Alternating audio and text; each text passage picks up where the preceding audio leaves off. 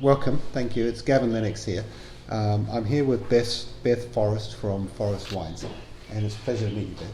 Yeah, no worries. Just like to ask you a few questions about your journey, personal journey here at Forrest Wines. And it's a family business. How did it start, and where are you today? I guess so. My parents originally are medical doctors. Mum still works in palliative care and the medical scene here in Marlborough. Dad's originally from the Marlborough region. They met at Otago University studying med. Dad went into biomedical research. Mum went into actually dealing with people. They travelled over to America originally, and then moved back to Australia to be closer to home, and then eventually landed back in New Zealand. Dad took a job with the DSIR, which was Palmerston North based. And I think after about 6 months to a year, she told him it might be time for him to find a new passion in life, because science wasn't making him into a very nice person. I think having worked in America and Australia, was a lot more money and research. And I think coming back to New Zealand, it was just in the midst of the changes in the early 80s as well.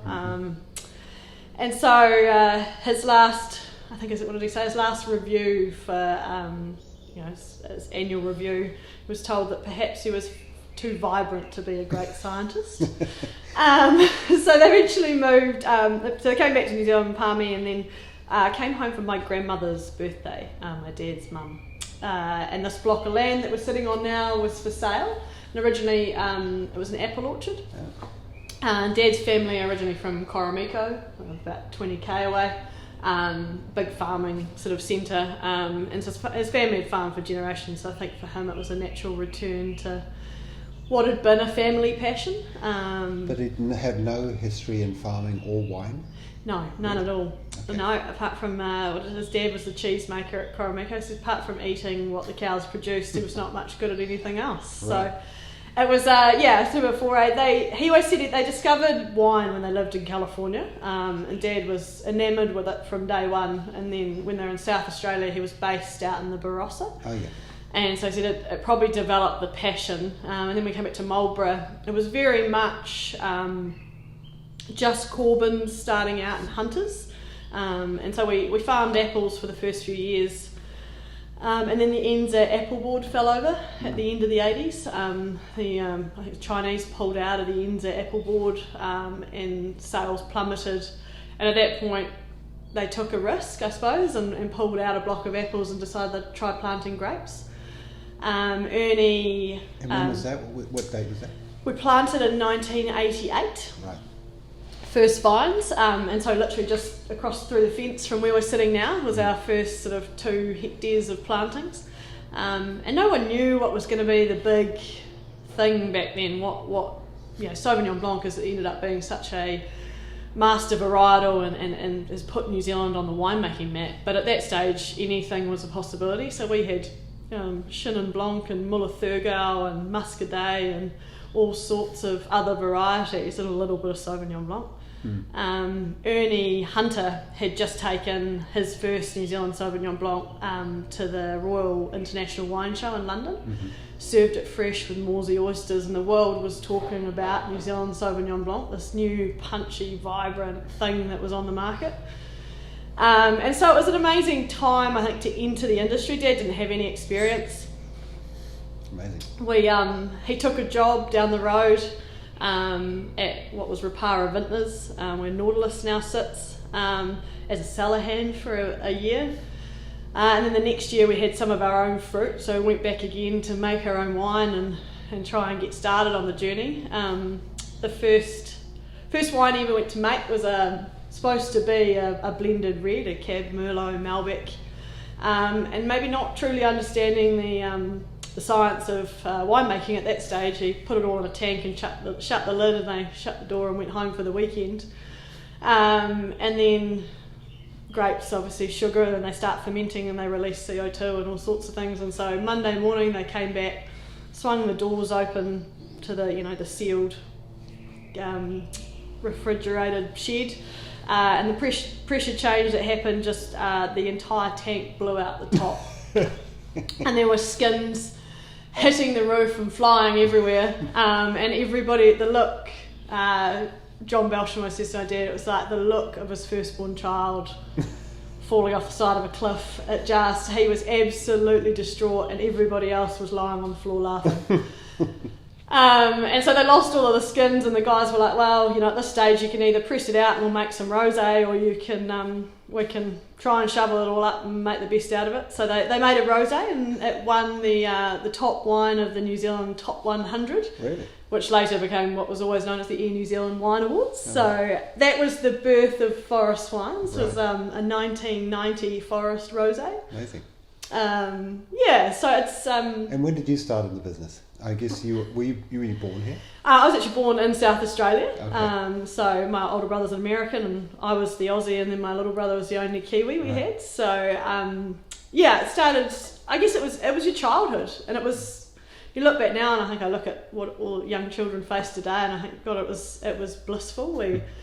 By the time I came back here when I was only 2.5, so for me this has been my life, I guess, living here. But we had vineyards to roam and lakes and ponds to play in, and it was a part of your upbringing. I guess it comes from having parents that were rural based in their childhoods as well, and it was all hands on deck, and it was very much a growing industry at that stage, and a growing company. And so it was summers and school holidays were spent working out in the vineyard.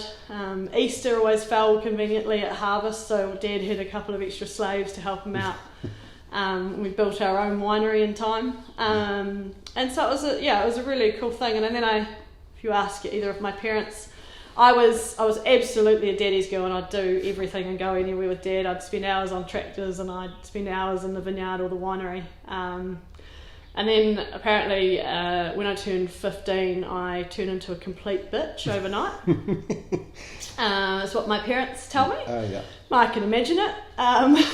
And went through that phase, I think, where every teenager does, where they want nothing to do with their parents or their family or anything else. When did you come out of that period? I think probably probably a few years later, Okay. Angsty teenage years. But I think at that stage I decided I was heading off to Otago University and wasn't going to be a winemaker, and I definitely wasn't going to do med, and was going to do nothing my parents did. And so I spent 3 years drinking beer, which was great fun. But I actually kept up to my parents' advice, kept up a microbiology major as well as a geography major, which was geography was really a passion. And then when I finished my undergrad, I was offered a master's position to stay and head off to Antarctica and sit on an ice floe and do some measurements and do a master's project. Did you do that? No, I decided that the call of a really warm vintage in Australia might be more fun. So I actually applied to UC Davis in California, and also the Adelaide School of Wine, the Roseworthy Institute or campus they call it. It's all run at Waite. Got accepted to both and decided that actually Australia would be far cheaper than international fees in America. Took myself off for 2 years in Aussie and did my master's in enology or winemaking.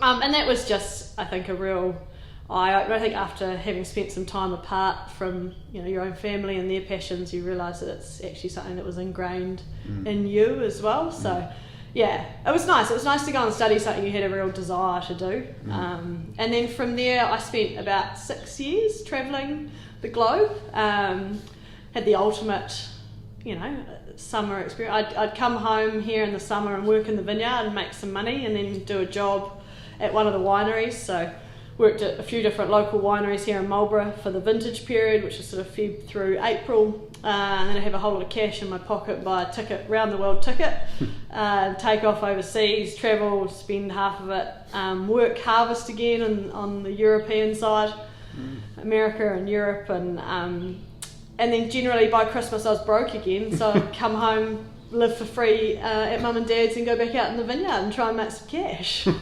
Which was an amazing turnaround for a while, and saw a huge amount of the world, made wine in France and Italy and America and the UK, and just, I think, it's one of the industries of the world where every country in the world pretty much makes some form of alcohol. So you can write off most trips around the world as an R&D expense. So talking about your business career, sounds like a number of highlights, maybe even starting with that exploding VAT and the subsequent prize.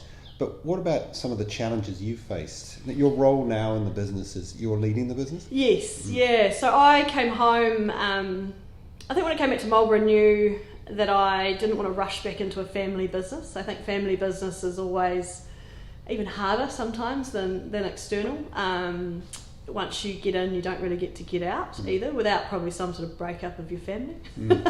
And so I spent 4 years working for another family wine company just to readjust to living in Marlborough as well, being part of a small community, and understanding where your family sat in that community as well, with what they'd achieved already. And then came home, and I came home very much in the knowledge that our winemaker, he'd already announced his retirement. He was sort of 63 and said he'd do 2 more years to 65 and was going to head off.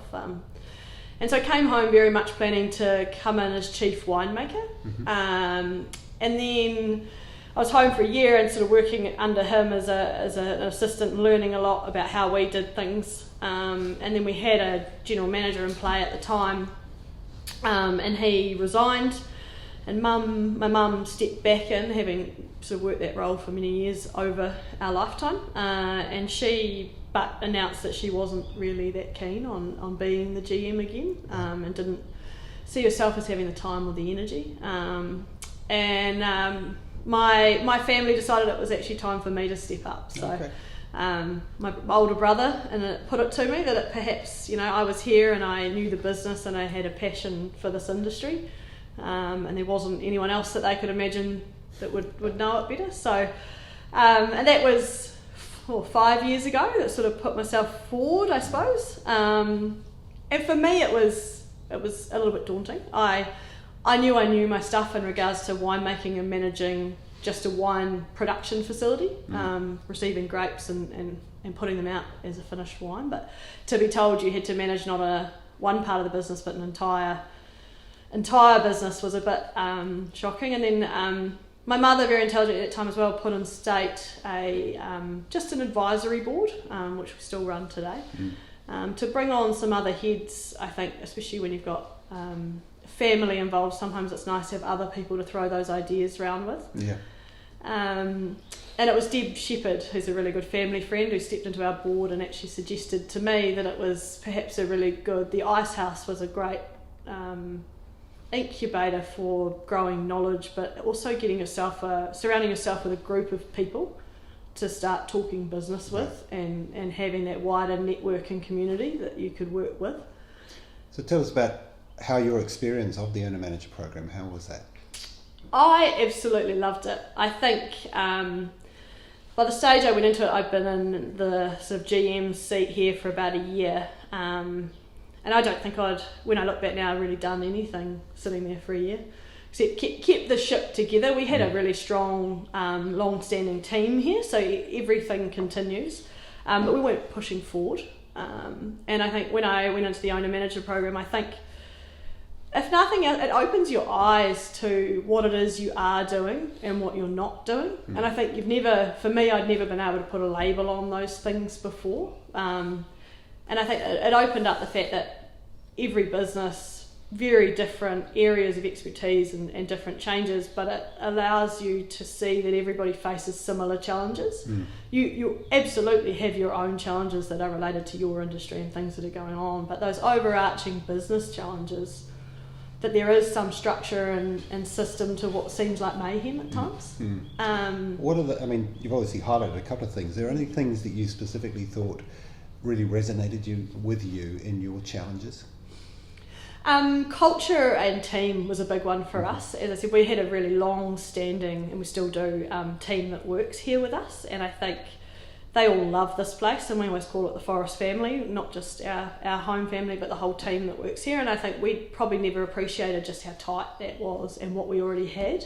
But it was a big one for me to go, actually, it's really important that we make more of that, because this team will surge us forward if they know they're on the same boat, and we all want to get somewhere. And they're so passionate that if you can bottle that passion and put it in the right direction, put it on the right ship, There's amazing things that you can do, and I think the stuff that got brought up about how important culture and team is really resonated with me as to how you drive a business as well. You were given some tools that allowed you to kind of analyse and Yeah, absolutely. Understanding, I think a big one is, even when you do your own, that 360 sort of assessment to yourself, to suddenly bring that back to your team and be like, what do you all think about each other, and do you understand how you work together or how you like to work? And suddenly understanding that different people operate differently, and actually you could use the way they work to make them work better and make them interact a lot better. And I think, look, now I think there's always work to do on culture, but I think we have a pretty great sort of team environment here, and it works well. So final question for you, Beth, and I really appreciate your time. If you've done the program, you've built and led a team, what advice would you give to other small, medium business owners? If they were listening to this podcast, what would you say to them were the things that you have learned and you would say to your other self now? I think my biggest thing is understand, being able to label what you're doing in your business, and then you can learn what you are doing well and what you're not doing well. And at some point let some things go, because you will not excel at absolutely everything. And there are some things that actually you don't, and it's different in every business, but there's things that you want to be good at, things that you should be good at, and things that you can actually afford to go, we're not good at that and I'm okay with it. Because it allows you to really focus on the other things and the things that aren't important, and it changes all the time. We reassess those things, depending on things, but don't beat yourself up that everything isn't going perfectly. You need to be able to structure what is and isn't important. I